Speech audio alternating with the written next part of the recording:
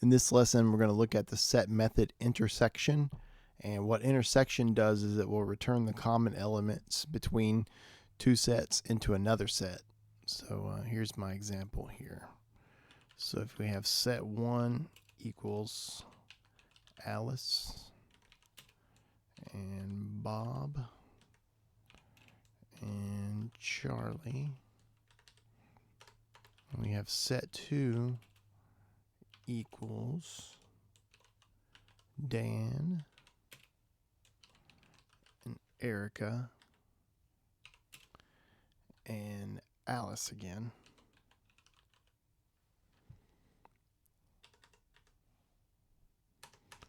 So we'll just say set 3, which is the new set, is going to equal the intersection of set 1,